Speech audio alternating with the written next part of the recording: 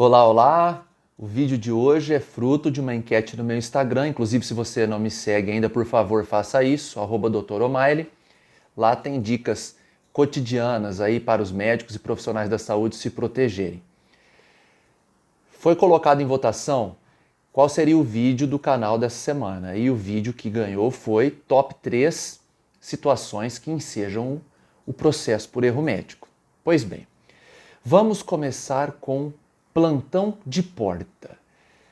As estatísticas dos processos contra médicos demonstram que a maioria dos médicos processados tem até 35 anos de idade e os processos têm origem de plantões de porta, quando o médico vai dar plantão. Aquela busca que pouco médico gosta, de ficar atendendo lá o pessoal que chega acidentado, briga de bar, enfim. O que acontece? Em muitas ocasiões o médico não tem ali o instrumental necessário para a boa prestação de serviço médico. Isso acontece recorrentemente. E a legislação entende que se você, médico, se propôs a dar esse plantão, deveria saber que a estrutura ali é deficitária e que na possível falta você será condenado. Possível falta, por exemplo, de um ultrassom ou de algum exame laboratorial ou de um serviço de emergência rápido. Então, tem que tomar muito cuidado com o plantão de porta, faz uma avaliação de quanto você vai ganhar, se isso compensa você sair de casa para correr esse risco. Plantão de porta, eu pego aqui no escritório, né? Eu sou advogado, trabalho na defesa de médicos, pego recorrentemente problemas dessa origem, ok? Se você pegar um médico mais velho que já está estabelecido, vamos falar dessa forma, com seus 50 anos, 45, às vezes um pouco mais, enfim. Depende de especialidade, depende de localidade, existem uma série de variáveis, né? Eu estou generalizando a discussão, só para ficar claro aí no plano pedagógico. Nós temos que a dificuldade dele ser processado é maior. Por quê? Porque ele atende na sua clínica, ele melhora a relação médico-paciente, o paciente procura ele e não procura um serviço público de saúde, então existem várias diferenças. E aproveitando, falando já o número 2 do top 3, é exatamente a relação médico-paciente. Sobre esse tópico em especial, eu tenho um livro publicado, tá aqui o nome do livro, tá aqui a editora, né? Nesse livro, fruto do meu mestrado, eu trato exclusivamente da relação médico-paciente. Isso é algo que eu estudo com muito afinco e determinação há muitos anos. Por quê? Perdoe minha analogia e o jeito que eu falo, claro que tem um fundo irônico, mas é a verdade.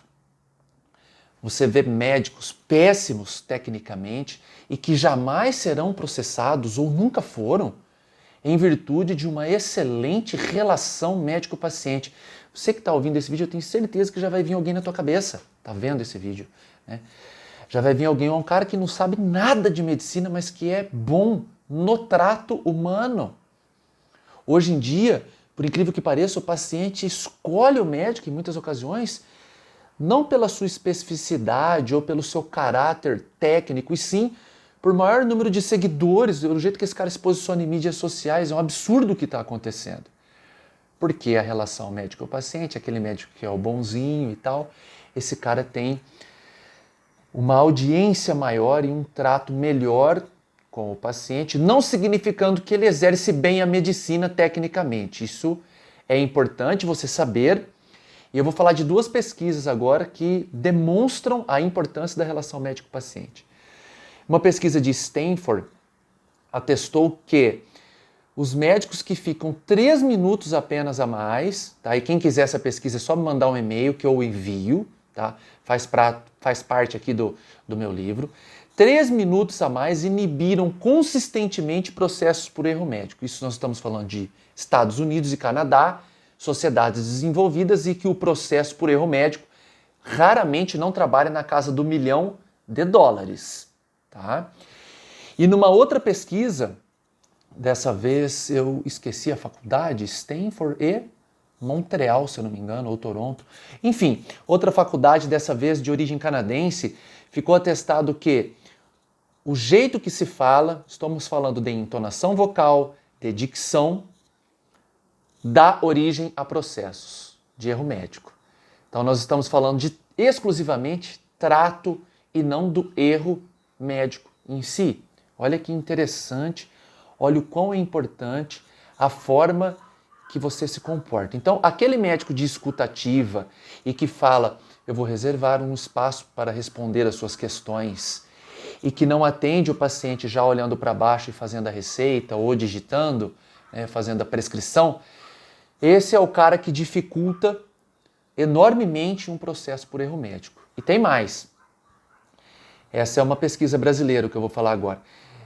Essa pesquisa atesta que quanto maior o nível acadêmico, maior a chance do médico ser processado. Por quê? Porque tem um grau de autoritarismo no seu trato, porque o médico acha que tem doutorado, pós-doc ou livre-docência, enfim, tem um alto nível hierárquico, né, na escala acadêmica, e que o paciente dá importância para isso. Em muitas ocasiões, o paciente sequer tem ideia da diferença entre ser mestre, doutor, pós-doc ou livre-docente. Essa é a verdade. Isso é interessante para níveis curriculares, acadêmicos e de representação, ok? Agora, para o paciente em si, o mais importante é a atenção, o cuidado, a cumplicidade e a empatia. É isso. Fica aqui o toque em relação à relação médico-paciente. E por último, e deixo por último porque eu vejo uma problemática crescente nessa órbita, é o termo de consentimento livre e esclarecido. Tá? Nós percebemos que com o exercício, né, a promulgação e a efetividade da LGPD, já há condenações no STJ exclusivamente pela ausência do termo de consentimento. Vocês estão percebendo o que eu estou falando? Em momento algum eu estou falando do erro médico de fato ocorrido. Não estamos falando disso. Nós estamos falando da condenação do médico pela exclusiva ausência da existência do termo. Tá ficando claro? Mas, Omailo, o vídeo é sobre erro médico. Pois é, o paciente trata desse processo como se isso fosse um erro e o médico é condenado nesse formato.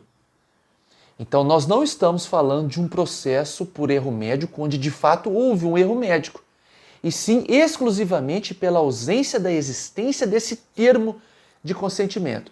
E quando você vai fazer um termo de consentimento, é extremamente importante se apoiar nos guidelines.